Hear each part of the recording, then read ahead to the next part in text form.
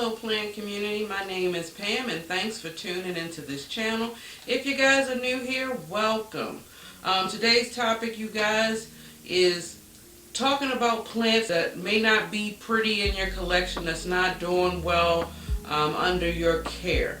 So I'm just going to get right into it, you guys, because you know we all have them. If you're a plant parent or plant enthusiast, we all have one or two or maybe even a handful of plants that's in our collection that tends to not like the environment that we have. Let's just get right down to it. Or it could be just a situation where just our care tips is just not working with these particular type of plants. So the way I look at it, you guys, is just a learning experience, and I just want to, like I said, I'm always about full transparency with you guys. I want to show you the beautiful parts of my collection, but also the collection side where I may have a struggling plant or two. Now, I do have a pretty good size collection. I would say I have about almost 200 plants in my collection, so I'm kind of glad that I only have just I'm sharing about 4 plants with you guys that is taking a decline or entering that danger zone of either being placed in the trash, or we say some services for it and say proper goodbyes and I bury it in the backyard. But let's get right into it. I'm gonna start with the one that's really hurting me so, and it is my Petra Croton, you guys. Now take a look at this. Now I'm gonna see if I can find a photo of an earlier photo of this, of how lush and full it was. This is not to say, you guys, I'm still promoting the Croton. You can still grow this Croton in your home. What you see right here is just a little bit of me making a mistake, so to speak, and also a pest situation. So with this particular plant, what happened was it did have spider mites, and I was trying to alleviate the spider mites, and I got rid of the spider mites because I was using insecticidal soap, and then I was using my neem oil solution after it, and I got rid of it for the most part. But in the course of me actually trying to clear this plant of the disease, so to speak, I moved it, and it was still in my sunroom, but I moved it from the area that I've had it in ever since I actually moved into this home. So when I did move it, it really responded to me, and all the leaves started turning yellow, and one was just falling off one by one by one. And so I also made a mistake. I missed a watering or two. Now this can be a drought tolerant plant, but you cannot leave it dry for too long. It's not very forgiving with that, and I did do that at least twice. So some of it is my fault personally, as well as just it obtaining some pests that started the initial decline, but I probably should have never moved it, which was the fatal flaw. So I moved it back, and I mean, it still have leaves on there, it's still being colorful, you guys. So you know, I'm still keeping my fingers crossed. I have high hopes with this one. This one is one of my favorite plants. It's one of part of my OG collections, I would say, because I've had this plant for at least 2 years, and it was very, very short. I wish I had a photo. I didn't take a picture when I first purchased this plant, and I wish I had, so I could show you guys what I was originally working with and what size it actually became now. So I'm very still proud of this plant. So I don't want to give up on this because I don't know, I'm sentimental about this plant. But this is the first one, you guys, the Petra Croton. Now the next one, you guys, I don't know what's really going on with this plant. Next month, actually, I would have had this plant for a year, and I've had it in this sunroom the whole time. And it's this Dracaena. It's supposed to be an easygoing plant, right? But look at it, you guys. I mean, now granted, I probably can beautify the plant up a little bit more if once I remove the yellowing leaves, it probably wouldn't be too bad. But I don't know, really, I really don't know what's going on with this plant. I just honestly, I don't know. I didn't change anything in my regimen since I brought the plant here. I've checked numerous times for pests. I might, y'all let me know, is the crispiness coming from too much light? And maybe it is. It just seems weird to me because, like I said, I've had it literally in the same spot that I've always had this plant in. And just over the past month or so, it's just become very temperamental. So I don't know if this yellowing of the leaves is a pest problem, or do I just have it in too much sun? And it's a possibility that I may have it in too much sun. So once I clean it up, I'm going to just do a preventative measure because, like I said, I did check this plant to see if it had any pests, and I can't see any, at least to the naked eye.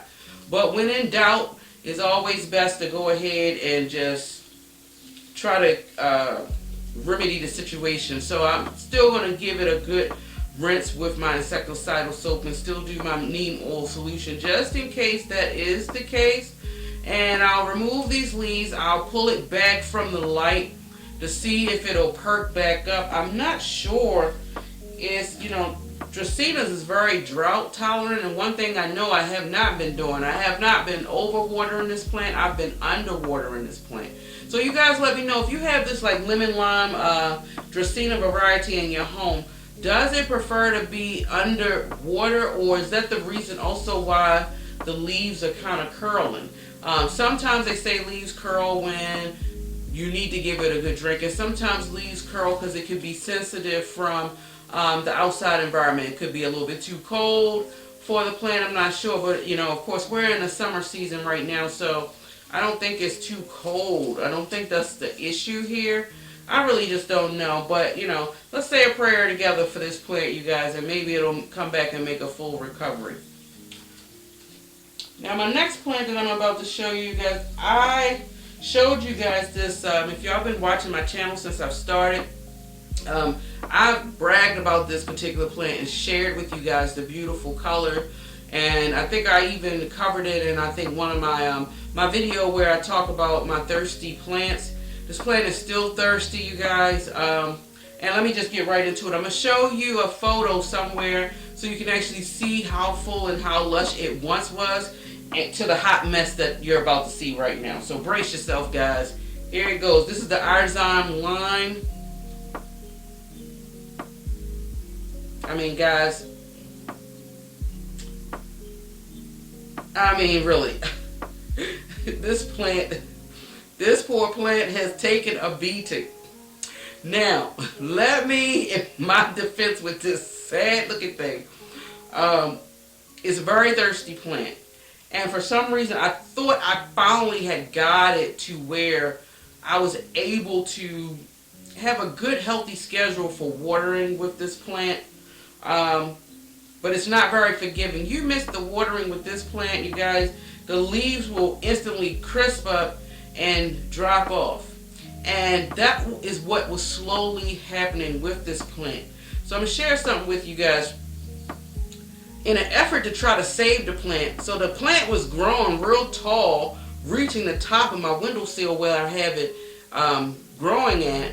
But if I didn't water it exactly on time, the leaves would slowly suffer and then they fall off. And so they become just this bare stem that you see right here before you. So here I go, thinking I'm this agriculturist.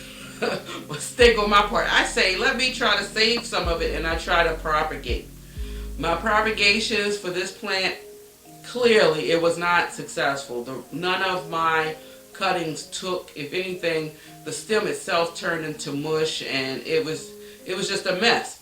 But in the process of me cutting, like I cut here, these two branches came out, and I made a cut down here which caused these two to branch out, and so forth with this one. I never did cut this. It looks like it's trying to come back. I don't know. But looking at this plant now, this plant is just downright hideous in compared to what it was. And I'm so sorry, I don't mean to call you hideous, but you and I, we have been going back and forth. I've been doing CPR on you, and you say you want to live, but you know, you're just not showing me that you want to live. So, you know, you got to give me something. Give me something, Arzime. Give me something. Sometimes you got to talk to your plants like that to wake them up a little bit. I don't know. But nonetheless, I'm just leaving it like this. I've been trying to maintain the watering. And one of the things that I have been trying to do to kind of get, if you notice, like the lower part, the leaves are starting to try to come up. One of the things that I do, I don't know if it's working or not. I don't do it every day because I don't want to create any further issues for this plant. But every so often I do spray the stems because it is still nodes right here. If I spray that and if I try to stay on top of the watering, maybe, just maybe, but I definitely would not recommend this plant for a beginner plant parent at all. You really have to be a 100% helicopter parent to, I think, really care for this plant, because this plant really, it really needs the moisture, and it seems like I am literally watering this plant like every other day. And this is even after I already put it inside of a glazed pot, hoping that it would hold on to the moisture a little bit longer so I wouldn't have to worry about watering this plant as often as I am. But it's still to no avail. It's still doing the same thing. So I just don't know what exactly to do, and I don't really want to mess with the root system, because this particular plant, the root system is extremely fine, you guys, and I just don't want to do any more damage to this plant than it's already been going through enough stress as it is. So, Dracaena lime, I don't know. We may have to part ways, you guys. Now, my last and final plant, you guys, I think I shared that with you with my house plant tour. It's one of my troubling plants inside my home. And I'm just going to show it to you guys real quick. And that's I hope I'm saying it right, because I always get tongue-tied saying this word. I believe it's Homa Lonema Selby. Now, this plant, it's a beautiful plant. I'm not saying that. But the thing that gets me about this plant is, you see how the crispiness of the leaves, you hear that? Sound like cardboard, doesn't it? Now, I'm thinking that the crispiness of the leaves is due to maybe not a right amount of humidity. This plant may need more humidity than I am able to give it. I'm thinking about actually trimming it up and bringing it back into the sunroom and actually turning on my humidifier. I kind of took a break with my humidifier by it being in the middle of the summer at this point. It gets kind of warm in here, so I didn't really want to turn the humidifier on just yet. I kind of save it for winter time at most part, but I may have to do that just so it can have a little extra boost of humidity, and bring it back in here and see how it responds. This plant too, you guys, is also another thirsty plant. You see, it's not really sticking up straight, and it never will actually, but when it does miss a watering, it does droop down significantly like this. Now, the sad part about it is, you guys, it is still growing for me. Every time I turn around, it has this new shoot that's right here. I don't know if you guys can see. Let's see. That new growth right here. And then this leaf actually just recently unfurled. But this leaf right here, you guys, I'm going to have to probably spray some water, because as you can see, it's unfurling, but only the top part and the bottom part is stuck. So I may have to spray it to kind of unloosen it. I know it's going to be torn. But yeah, but this plant is constantly growing. So me having this plant grow is not the problem. It's the crispiness of the leaves. Now, I think I finally understand what it needs as far as watering. So for this particular plant, you guys, you just don't want to let it go dry. No less than probably an inch of the soil. And in some cases, if I bring it back in here, I know I'm going to have to really monitor the watering, and probably don't let it go dry no more than just the touch of the soil itself, because it will respond heavily. Now, I'm hoping maybe if I do bring it in here and then I turn the humidifier up a little bit, that the crispiness will stop. Honestly, I just don't know.